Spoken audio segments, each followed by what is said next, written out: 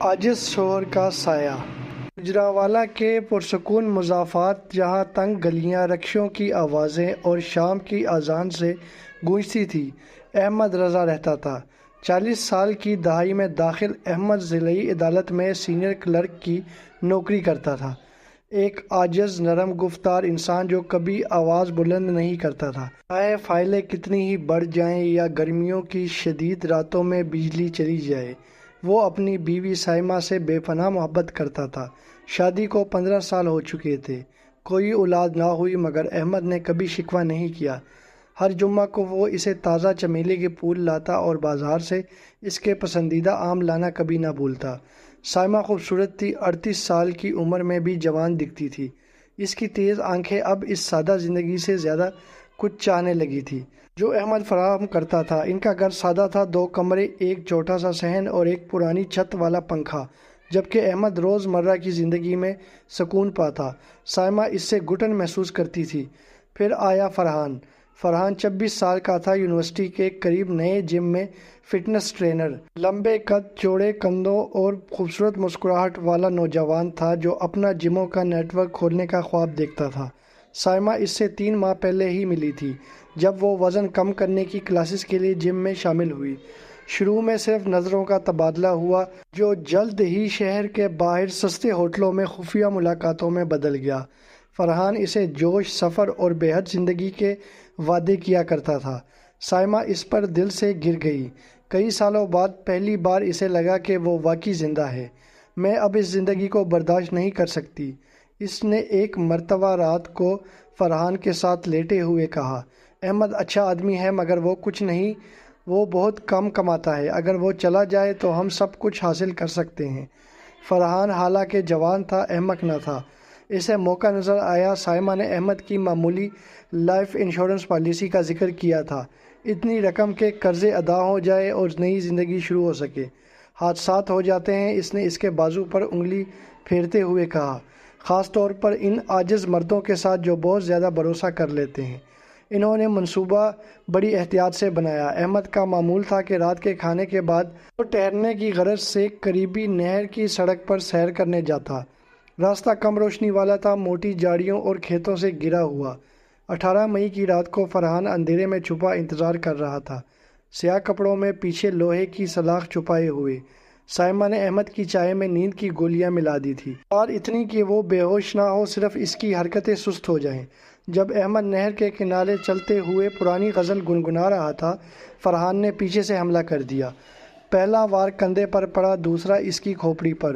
احمد گھٹنوں کے بل گر گیا، خون مٹی میں مل گیا۔ الجھن بھری نظروں سے اوپر دیکھا۔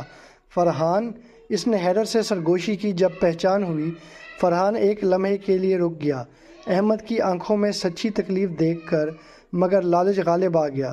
اس نے آخری وار کیا۔ لاش اگلی صبح ایک کسان نے دریافت کی۔ پولیس نے اسے چوری کا واقعہ قرار دیا۔ احمد کا بٹوا اور گھڑی غائب تھی۔ سائمہ نے غم زدہ بیوہ کا کردار بہترین طریقے سے ادا کیا۔ آنسو بہاتے ہوئے جب پڑوسی تعزیت کے لیے آئے، فرحان دور رہا، اسے خفیہ پیغامات بھیجتا رہا۔ تفتیش کا سنسنی خیز حصہ، مگر انسپکٹر خالد، جو عدالت میں احمد کا پرانا دوست تھا، بالکل قائل نہ ہوا۔ کچھ نہ کچھ اسے عجیب لگ رہا تھا۔ رات کو موقع جرم پر پہنچ کر اس نے دیکھا کہ چور نے مہنگے نائک جوتوں کے نشان چھوڑے تھے۔ اس علاقے کے عام چور کے لیے ناممکن بات ہے۔ واروں میں غیر معمولی غصہ تھا، جیسے ذاتی ہوں۔ سب سے بڑا شک، احمد کے جسم میں نشہ آور دوا کے نشانات ملے۔ خالد نے خاموشی سے تفتیش شروع کر دی۔ پہلے چند دن کچھ نہ ملا۔ سائمہ بالکل نارمل دکھائی دے رہی تھی، مگر ایک رات خالد جب گھر کے باہر نگرانی کر رہا تھا تو اس نے دیکھا کہ سائمہ دیر رات کو فون پر کوئی خفیہ بات کر رہی ہے۔ جب خالد قریب پہنچا تو وہ فوراً کال ختم کر کے اندر چلی گئی۔ خالد کے دل کی دھڑکن تیز ہو گئی۔ اگلے دن اس نے سائمہ کے بینک اکاؤنٹ چیک کیے۔ اچانک بڑی رقم خرچ ہوئی تھی، نئے کپڑے، سونے کا ہار اور ایک نیا موبائل فون۔ خالد نے جم کی رکنیت کا ریکارڈ کھنگالا، وہاں فرحان کا نام ملا، مگر جب وہ فرحان سے پوچھ گچھ کرنے گیا تو وہ غائب تھا۔ راتیں گزر رہی تھی، خالد کو لگ رہا تھا کہ کوئی اسے پیچھے سے دیکھ رہا ہے۔ ایک رات جب وہ اپنے دفتر میں فون ریکارڈز دیکھ رہا تھا، اچانک بجلی چلی گئی۔ اندھیرے میں اس نے محسوس کیا کہ کوئی دروازے کے قریب ہے۔ دل دھڑکتا ہوا اس نے ٹارچ جلائی، کوئی نہیں تھا مگر ٹیبل پر ایک چھوٹا سا کاغذ پڑا تھا۔ چھوڑ دو ورنہ تم اگلا ہدف ہوگے۔ خالد نے ہمت نہ ہاری، غیر سرکاری ذرائع سے فون ریکارڈ حاصل کیے۔ سینکڑوں کال سائمہ اور فرحان کے درمیان۔ آخری کال قتل والے دن رات کو ہوئی تھی۔ ایک شام خالد سائمہ کے گھر پہنچا، دروازہ کھلا تھا۔ اندر داخل ہوا تو سائمہ گھبرائی ہوئی نظر آئی۔ تم نے ایک ایسے شخص کو قتل کیا جو صرف تمہیں خوش رکھنا چاہتا تھا، خالد نے آہستہ مگر مضبوط لہجے میں کہا۔ ایک ایسا شخص جو دنیا جب بھی اس پر سخت ہوتی تھی تب بھی مسکراتا تھا۔ سائمہ کا چہرہ سفید پڑ گیا، اس کے ہاتھ کانپ رہے تھے۔ وہ ٹوٹ پڑی اور روتے ہوئے سب کچھ بتا دیا۔ فرحان جو لاہور بھاگنے کی کوشش کر رہا تھا 2 دن بعد گرفتار ہو گیا۔ گرفتاری کے وقت وہ چیختا رہا کہ سائمہ نے اسے مجبور کیا تھا۔ آخر کار عاجز شوہر کو انصاف مل گیا، بدلے سے نہیں بلکہ سچائی کی خاموش استقامت سے۔ احمد رضا کو ایک سادہ نیم کے درخت تلے دفن کیا گیا تھا جیسا وہ خود چاہتا تھا۔